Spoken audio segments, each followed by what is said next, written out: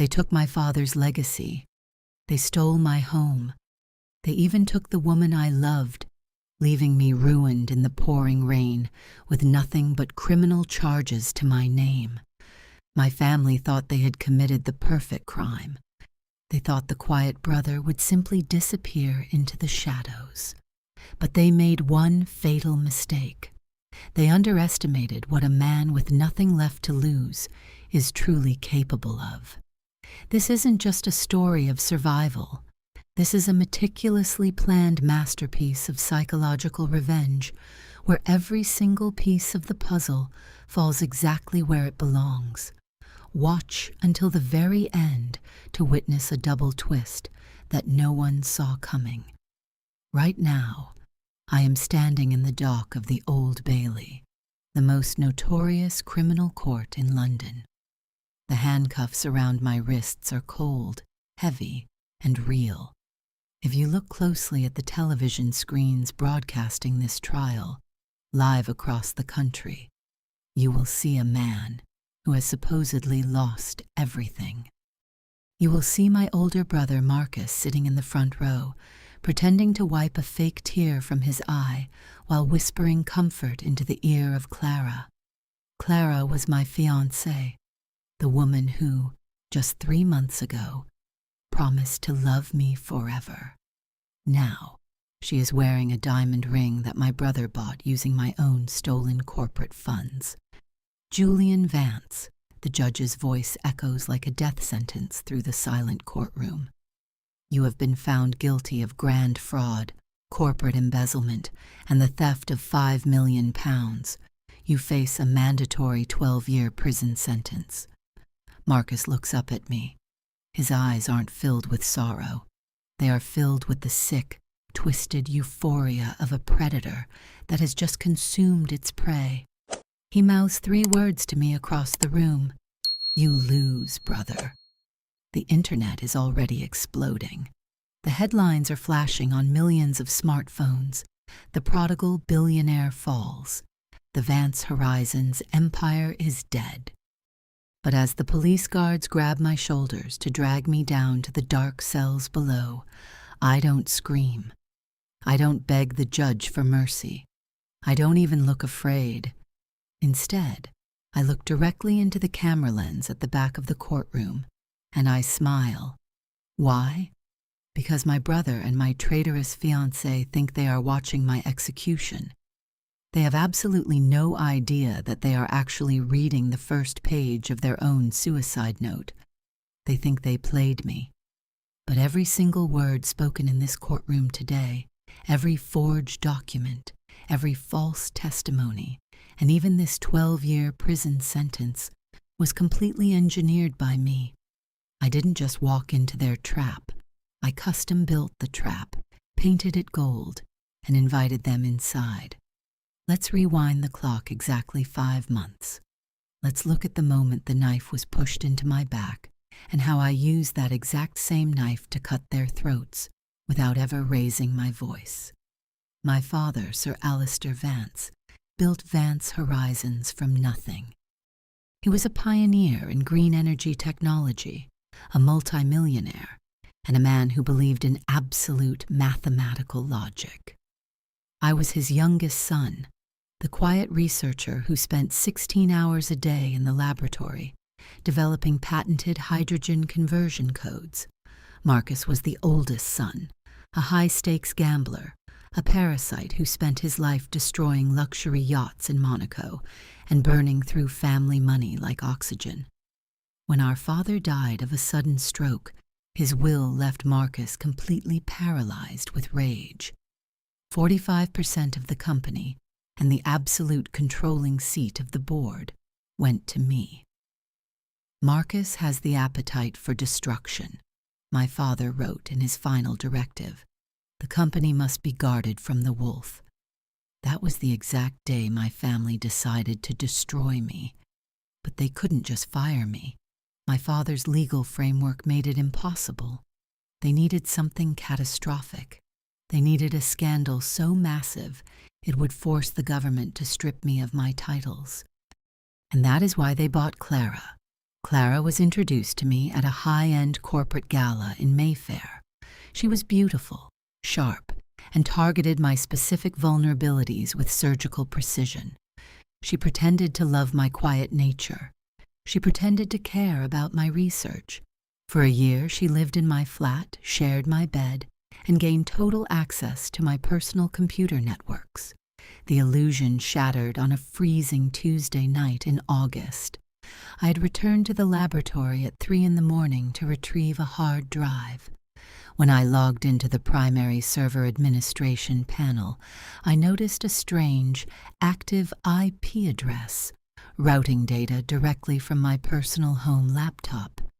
I used my administrator bypass tools to intercept the connection.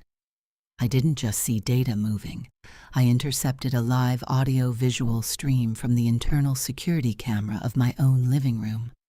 On my monitor, in high-definition video, I watched my fiancée Clara sitting on the sofa. Her arms were wrapped around my brother Marcus.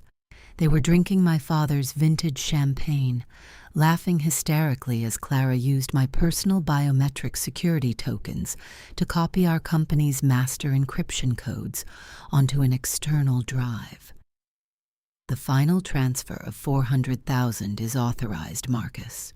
Clara's voice came through my laboratory speakers, completely stripped of the sweet, loving tone she used with me. "The digital trail connects directly to Julian's personal account. The auditors will flag it tomorrow morning. He's going to prison, and we are going to Italy with his 40 million pounds. Marcus kissed her, a disgusting, arrogant laugh echoing through the empty lab. "He's a pathetic, naive child, Clara. He's too soft for this world. Let's burn his empire to the ground." I stood alone in that dark laboratory, the freezing cold air cutting through my chest. My brother, my fiancé. The two people I had trusted with my life were actively framing me for a crime that would end my existence. Every human instinct inside me screamed to explode. I wanted to drive to the flat, break the door down, throw Marcus out of the window, and call the police. But then, the cold, geometric logic of my father's training kicked in. I realized that if I reacted with emotion, I would play directly into their hands. Marcus had already manipulated the internal auditing team. If I called the police now, it would be a messy, prolonged, legal battle, and Marcus would use his expensive lawyers to twist the narrative. I would look like a desperate, paranoid CEO trying to blame his family for his own financial corruption. Anger is an amateur's weapon. True psychological revenge requires you to become a phantom. You must let your enemies believe their lie is working flawlessly. You must feed their confidence until they become so blind with arrogance that they walk directly off the edge of the cliff. I carefully logged off the system. I walked out of the laboratory, drove back to my flat, and climbed back into bed beside the woman who was actively planning my destruction. I lay there in the pitch dark, my heart beating with a terrifying, absolute focus, realizing that my life as a victim was over. The calculation had just begun, and the double twist I was about to drop on them would change the game forever. The next 72 hours required a level of emotional paralysis I did not know I possessed.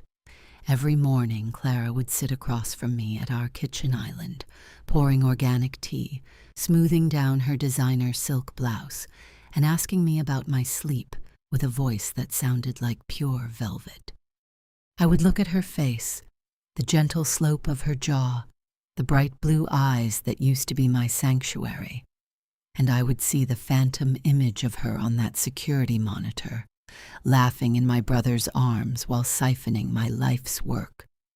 Yet my face remained an unreadable sheet of ice. I smiled when she smiled. I kissed her cheek before leaving for the Mayfair office. At the headquarters of Vance Horizons, the atmosphere was thick with invisible knives. Marcus had initiated what he termed a routine efficiency review of our green energy treasury. It was a thinly veiled excuse to bring his private forensic accountants into our secure server rooms. Every time we crossed paths in the mahogany-lined corridors, he would offer a paternalistic pat on my shoulder, his gold watch catching the ambient light. "We are just tightening the bolts, Julian," he would say, his tone dripping with patronizing arrogance. "As chief executive, you shouldn't be bogged down by the trivialities of cash flow. Let us clear the debris so you can dream up the next decade of technology." I nodded, maintaining the persona of the eccentric, overwhelmed academic. "I appreciate your vigilance, Marcus," I replied smoothly.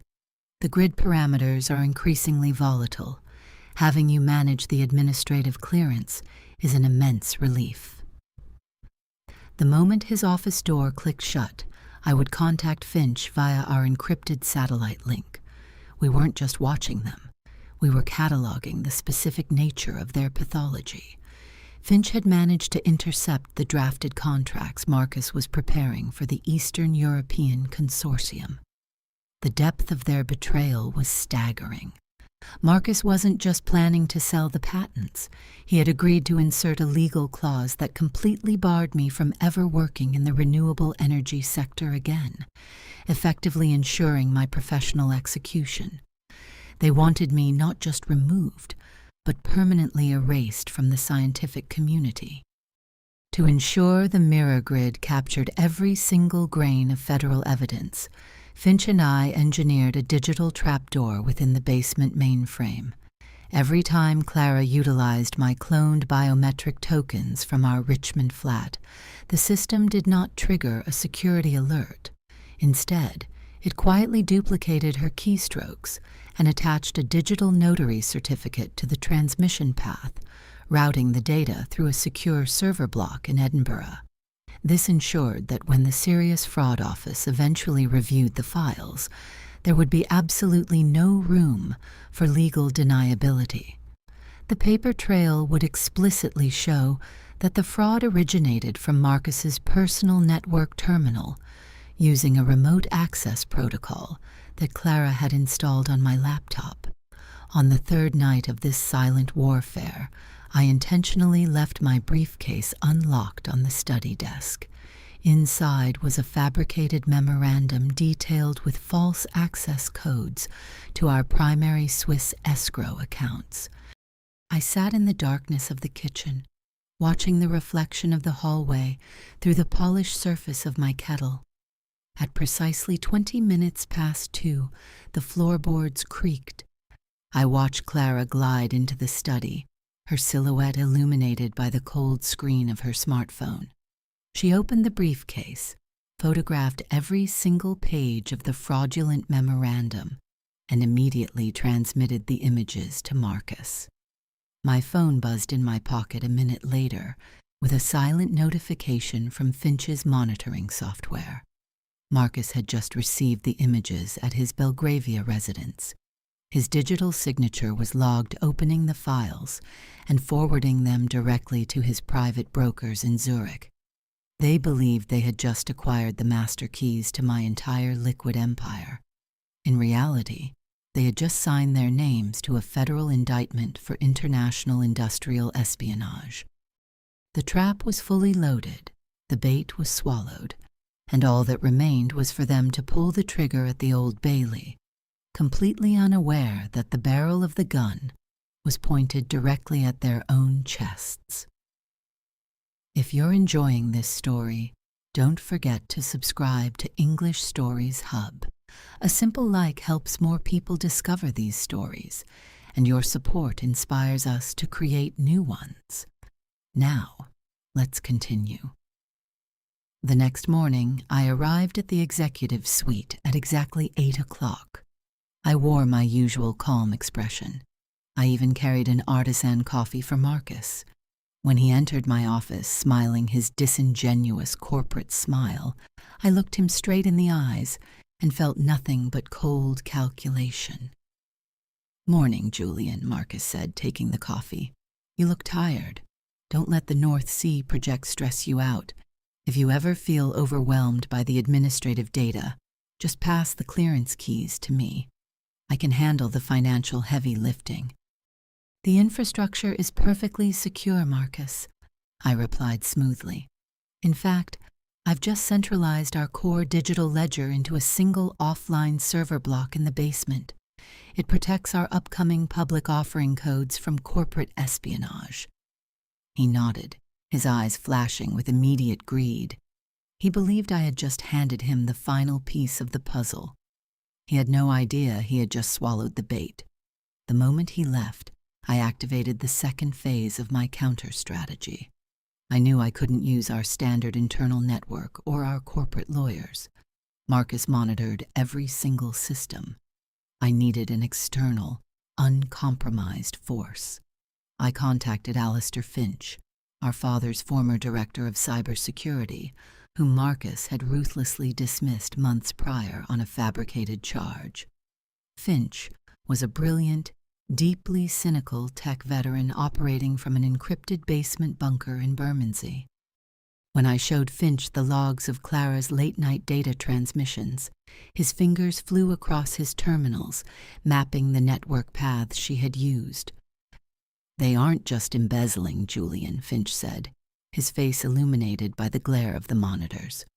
"Marcus has secretly negotiated a back-alley acquisition deal with a state-backed energy consortium from Eastern Europe. He intends to sell our father's entire proprietary patent portfolio for £80 million. To do that legally, he has to completely remove you from the corporate equation, trigger a regulatory freeze, and declare the firm unstable." "We could block it now," Finch muttered, scratching his beard as the lines of code reflected in his glasses. "But if we do, Marcus will simply find another angle. He will hire another mole or fabricate a different scandal. To destroy a predator, Julian, you don't just block its path. You lure it entirely out of its territory until it stands on the edge of a precipice." "Then let's build the precipice," I said, leaning over the terminal. Over the next 3 months, Finch and I constructed the Mirror Grid. It was a highly sophisticated, completely isolated digital simulation of Vance Horizon's entire financial infrastructure. It was embedded directly within our primary mainframe like an invisible phantom twin. When Clara accessed my laptop at night using my stolen biometric tokens, she wasn't touching the real company accounts. The £5 million she believed she was systematically siphoning into that Guernsey shell account was nothing more than an animated string of digital ghost numbers inside our simulation. The actual liquid capital of Vance Horizons had been quietly, legally insulated into a series of sovereign green energy trusts in Switzerland, locked behind a multi-layered cryptographic key that only I possessed. But I needed Marcus and my stepmother, Beatrice, to destroy themselves completely. I needed them to risk everything they had. Marcus knew that the moment the internal audit flagged the embezzlement, the stock price of Vance Horizons would experience a massive, temporary shock. To prevent a complete regulatory collapse before he could sell the company to the European consortium, he needed to inject a massive wave of private capital into the firm's treasury the exact second I was arrested. He convinced Beatrice to liquidate her entire personal inheritance, an immense £7.2 million trust fund that her aristocratic family had held for 3 generations. "It's a foolproof plan, Mother," Marcus had told her during a tapped phone conversation that Finch's software recorded. "The second Julian is convicted of embezzlement, we use your £7 million to buy his forced liquidation shares at a fraction of their value. We consolidate 100% ownership, stabilize the stock, and then flip the company to the consortium for £80 million. We will multiply your fortune tenfold, and Julian will be breaking rocks in a federal penitentiary."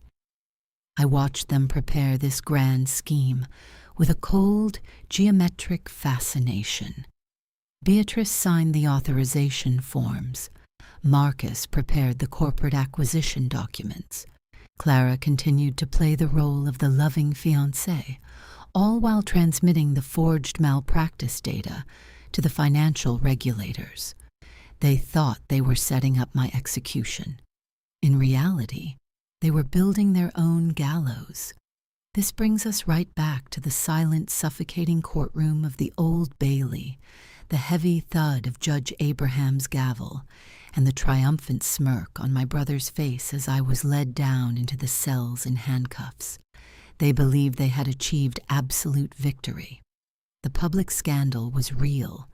My reputation was completely demolished. The forced liquidation order had been signed by the board, and Beatrice's £7.2 million had been officially transferred into the Vance Horizons treasury to finalize the purchase of my confiscated shares. I sat in the dim concrete holding cell beneath the courthouse for exactly 2 hours. The walls were scratched with the desperate initials of generations of forgotten convicts. The air was cold, but inside my chest, a magnificent burning satisfaction was unfolding. The heavy steel door clicked open.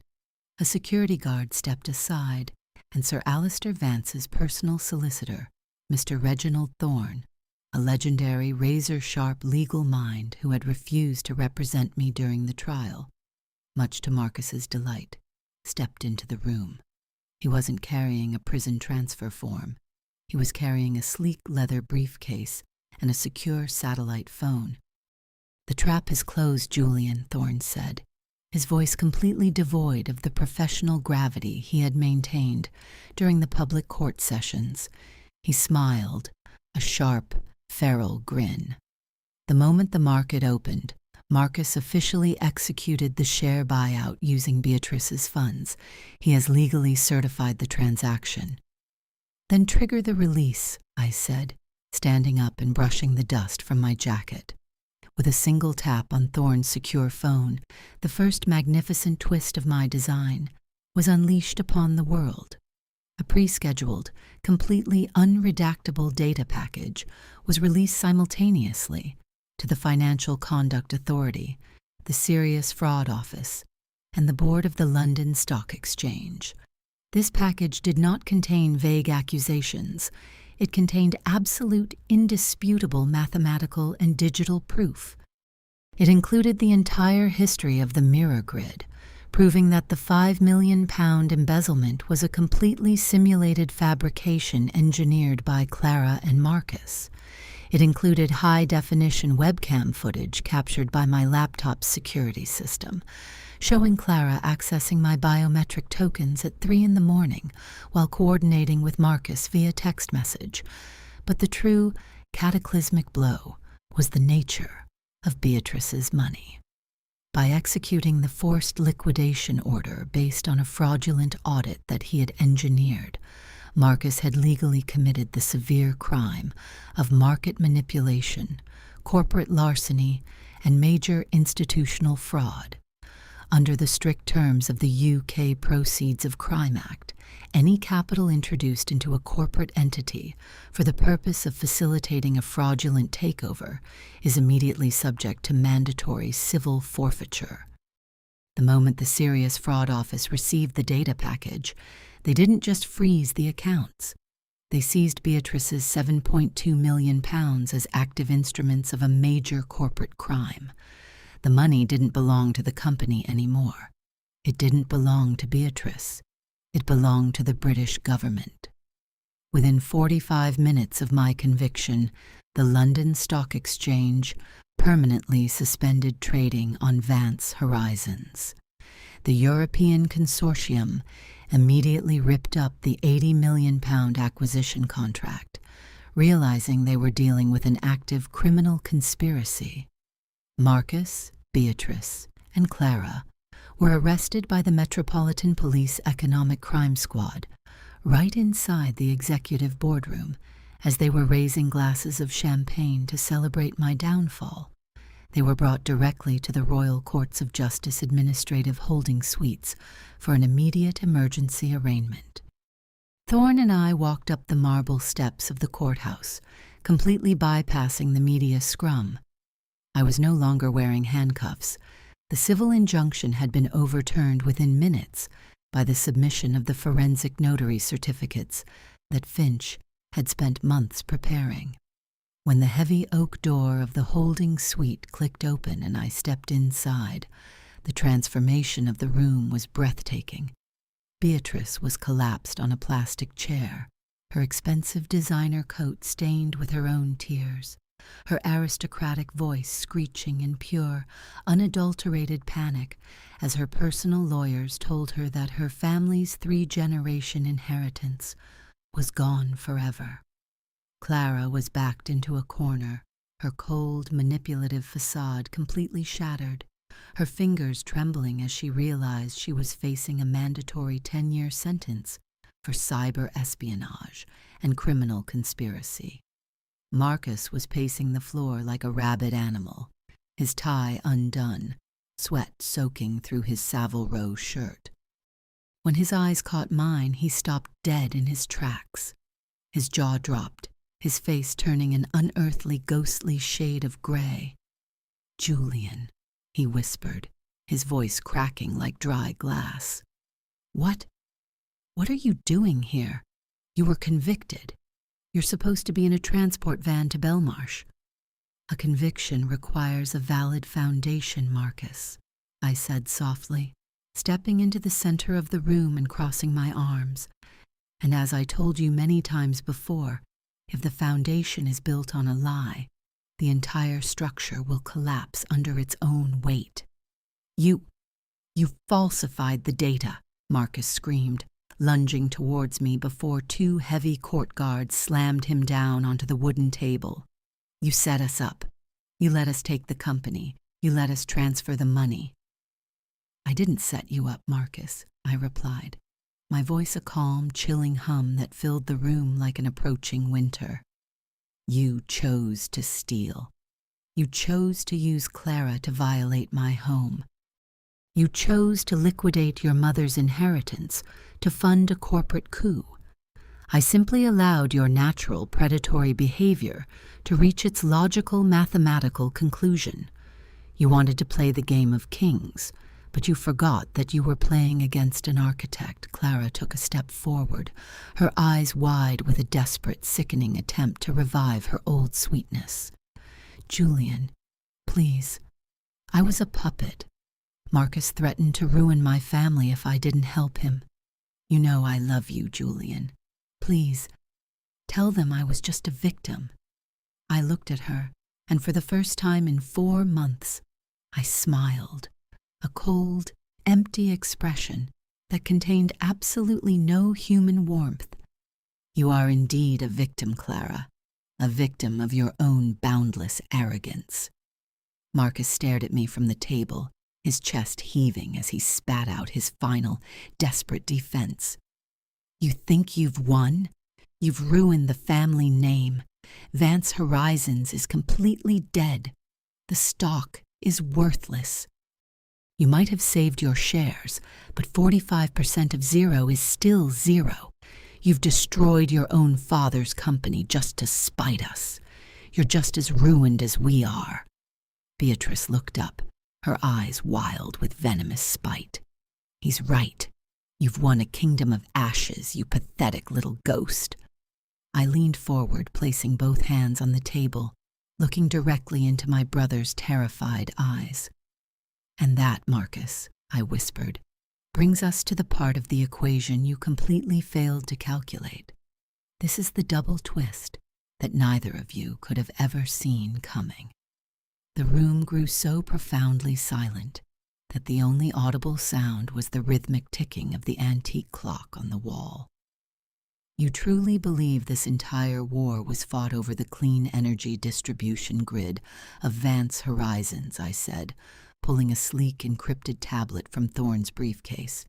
"You spent 14 months plotting to steal a company that installs solar panels and wind turbines. But you forgot who our father really was. He wasn't just a businessman. He was a visionary mathematician. I illuminated the screen, displaying a document stamped with the highest level of security from the International Intellectual Property Office in Munich. 3 years ago, in absolute secrecy, my father and I developed the Aegis Core, a highly advanced revolutionary solid-state hydrogen conversion matrix. It is a technology that increases clean energy storage efficiency by over 400%. It is a patent portfolio worth billions of pounds. It is the holy grail of the modern industrial world. Marcus's eyes widened, his lips trembling as he tried to find his voice. But that belongs to the company. It belongs to Vance Horizons. It's an asset of the firm. No, it isn't, I smiled, a dark, magnificent satisfaction washing over me. My father knew exactly what you and Beatrice were, Marcus. He knew that the moment he passed away, your boundless greed would drive you to plunder the estate. He knew that if he left the Aegis Core within Vance Horizons, you would immediately sell it to the highest bidder to cover your gambling debts or ruin it with your spectacular incompetence. I tapped the screen, scrolling down to the legal signature blocks. Therefore, 2 years ago, we quietly registered the Aegis Core under a completely separate private sovereign foundation called the Alistair Vance Trust.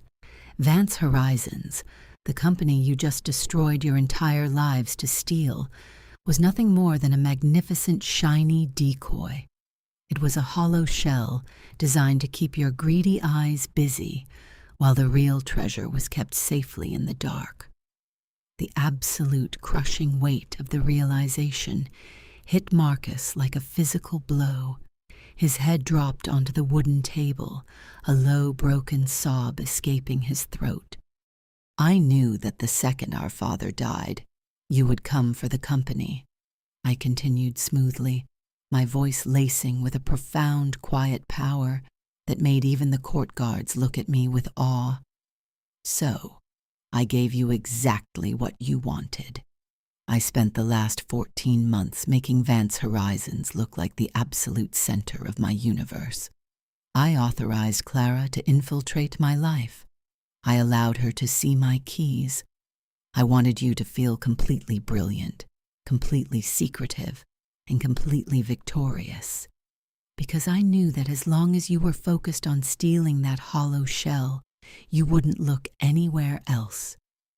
Beatrice stood up, her fingers clutching her pearl necklace so tightly that the string snapped, sending the white spheres cascading across the floor like tiny broken teeth. You realized. You used your own home, your own engagement, your own reputation. A small price to pay for absolute structural purification, Beatrice, I said, standing up to my full height and adjusting my jacket cuffs. Vance Horizons will indeed go into administration tomorrow, and as the sole owner of the Alistair Vance Trust, I will buy back the company's physical infrastructure from the state liquidators for pennies on the pound, using the Swiss trusts that you never managed to touch. I will rebuild my father's empire from the ground up, completely purified of your rot. I walked towards the heavy timber exit door, my steps echoing clearly in the silent room. "Julian, please," Marcus screamed behind me, his voice raw, broken, and filled with the terrifying realization of a man who had just realized he was a rat, trapped inside a custom-designed maze. "We are brothers. You can't leave me to go to prison. Julian." I stopped at the threshold, looking back over his shoulder one final time. Our father's final will contained a profound mathematical truth, Marcus, I said softly. He said that the kingdom must be guarded from the wolf.